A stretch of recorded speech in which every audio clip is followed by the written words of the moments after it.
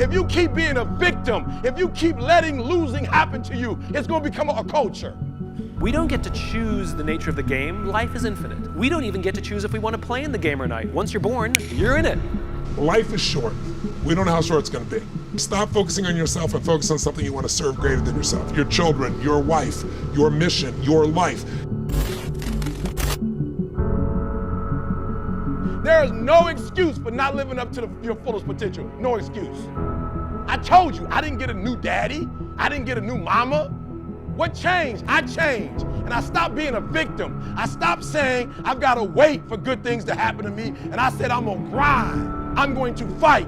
I'm going to work. I'm going to press toward. I'm going to learn. I'm going to do everything in my power. Every single day, I'm going to do everything in my power to become a victor and not a victim. Now let me say this before I move forward. And I can't explain it, but you better feel me. Winners win and losers lose. I can't explain it any better than that. I don't know how it happens, but winners win. And if you create a culture of losing, if you keep being a victim, if you keep letting losing happen to you, if you keep letting people do you and treat you any kind of way, it's going to become a culture. You've never looked at yourself in the mirror and said, you let you down. Until you get to that point, you let you down. You're not brave enough. You want to put it on somebody else. The reason why I'm not successful is because of my boss. Have you ever looked at yourself in the mirror and said, I'm not getting up on time. I'm not going to work on time. I'm not putting in 120% when I'm at work. I let me down. I have standards. I have values. I don't care how much you pay me. If I speak at an elementary school for $300, I chose to do that for $300. If I chose to speak at a prison for free, I chose to do that. And I will not go in there giving those prisoners less than what somebody pays me $100,000. Why? Because I value myself enough to give 120% or don't do it. That's the problem with some of you.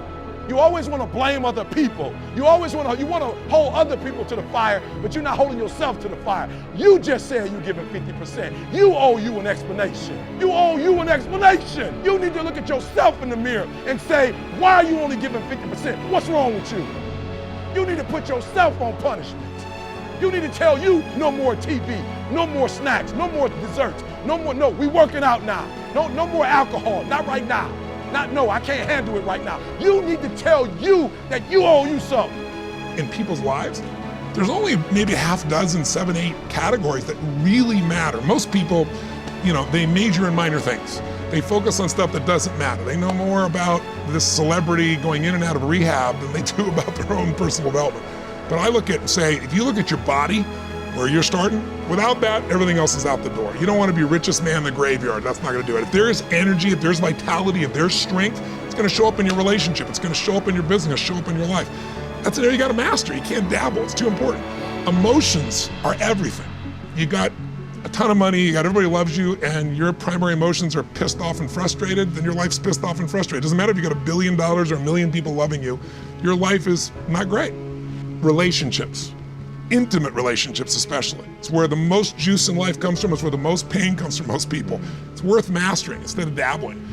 Really looking at what are you going to do with your time and mastering your time. Instead of having a checklist, you cross it all off. You can mistake movement for achievement. I want to squeeze out of that time what matters, that creates value for me and for everyone I care about and love.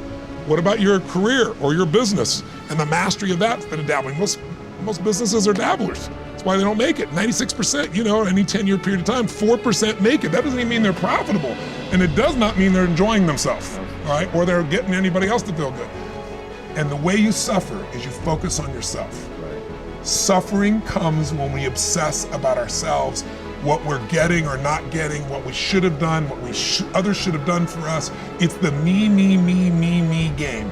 You, my dear friend, and I say this with no blowing smoke, your primary core is a giver, which is why you're prospering. You're not the me. You're like, how do I give more, do more, share more, create more? How do we do a better job for our clients? How do we do a better job for our internal customers who work with us, our partners? Your entire life is that. That's why you're prospering. It'll because you're worrying about something in the future. How's this going to happen? Will this come together? Suffering could be worry, it could be anger, it could be frustration. It's anything that takes you out of a beautiful state. And here's what people don't get. You can end suffering by stop focusing on yourself and focus on something you want to serve greater than yourself. Your children, your wife, your mission, your life. you can get out of it in an instant, because the nature of the human mind is to constantly compare things.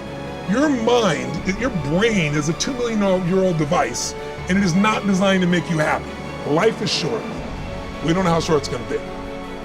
But if you only had a week to live, I bet you wouldn't allow yourself to suffer over a little crap that makes you crazy normally. I think you would probably spend time with those you love, you would do what you love, you'd take awe in a sunset, you'd smell the air, you would take in everything in those final moments that you possibly do. So my thing is, why wait? Right.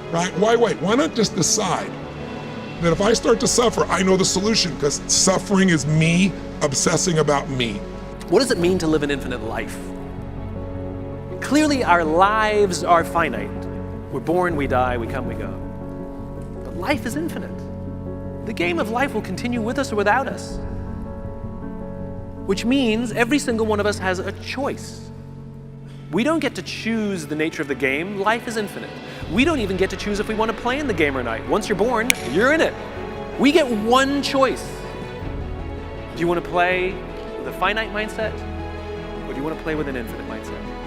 To play with a finite mindset means waking up every day and say, I'm going to be the best, I'm going to be better than everybody else, I'm going to accumulate more power, more responsibility, more money, whatever it is, whatever your metric is, I'm going to get more than anybody else. Me. And when you die, you take none of it with you. Or we can choose to live our lives with an infinite mindset, which means I'm going to leave this world, this school, in better shape than I found it. It means I'm going to devote my life to see that those around me rise.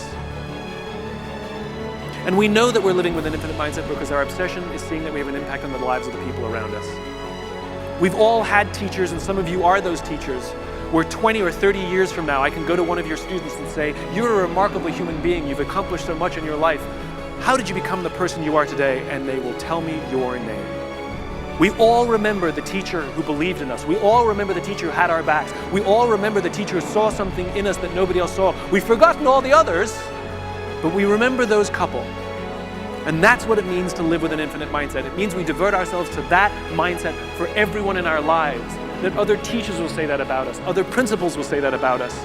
Other students will say that about us. Our friends will say that about us. I am who I am today because of you, and I will commit to live the same life that you taught me how to live. And you will literally live on beyond your own lifestyle, your own lifetime. That when you're gone, others will carry your work for you. This is what it means to live an infinite life, and it is just a choice.